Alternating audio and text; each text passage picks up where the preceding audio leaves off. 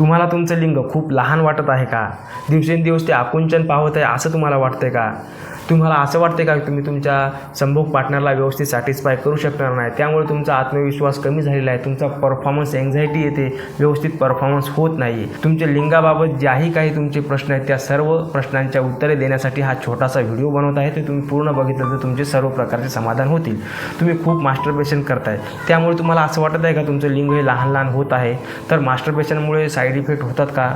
तर हो, ओव्हर मास्टरबेशनमुळे, चुकीच्या मास्टरबेशनमुळे, जास्त मास्टरबेशन केल्यामुळे हे कदाचित होऊ शकते.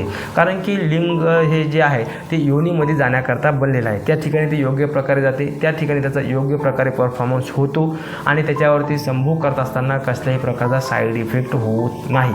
परंतु जर तुम्ही हाताने जर करत असाल तर हातामध्ये हे बघा आपले पूर्ण हे हाडांचा सापळा आहे, त्यामुळे अशा ठिकाणी जर लिंक जर या सापळ्यामध्ये जर सापडत जर असेल तर त्याचा जोर कमी जास्त होऊन त्या नसा डॅमेज होऊ शकतात, टिश्यूना काही प्रॉब्लेम येऊ शकतो, त्याचा आकार हा बदलू शकतो, तुम्हाला परफॉर्मन्स एन्झायटी होऊ शकते, गिल्ट फील होऊ शकते. त्यामुळे मास्टरबेशन सर्वप्रथम थांबवा.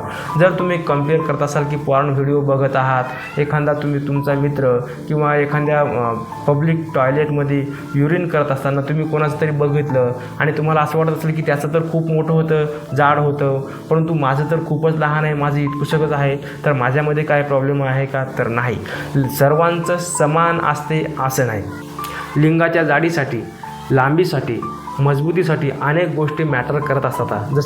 जसं की त्याची आनुवंशिकता, DNA, तब्येत, शरीरयष्टी, त्याची हाईट, लाईफस्टाईल, त्याची मानसिकता, अशा अनेक गोष्टी त्यासाठी मॅटर करू शकतात. त्याची तशीच तुमची कॉफी असेल असं नाही, तुमच्यामध्ये डिफरंट असू शकतो. त्यामुळे दुसऱ्याची कंपेअर करणे थांबवा, हे सुद्धा अत्यंत महत्त्वपूर्ण आहे.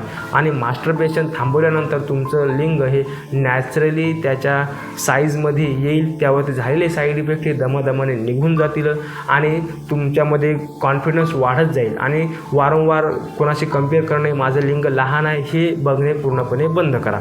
आणि लिंगाची काळजी घ्या, त्या ठिकाणी स्वच्छता वापरा. जर तुम्ही थंड ठिकाणी राहत असाल तरीसुद्धा लहान दिसू शकते. ओव्हरवेट झालेला असेल किंवा तुमचं वय खूप जास्त झालं असेल, तुम्ही जर मानसिक ताणतणावामध्ये असाल तर ह्या सर्व गोष्टी बंद करा. योगा, प्राणायाम, योग्य प्रकारचा डाएट, योग्य प्रकारची झोप घ्या, मानसिकरित्या फ्रेश राहा. या सर्व गोष्टी तुमच्या लिंगाचा आकार हा नैसर्गिकरित्या वाढेल किंवा तुम्हाला कॉन्फिडन्स येईल आणि सर्व प्रकारच्या लैंगिक समस्यातून तुम्ही सुटाल.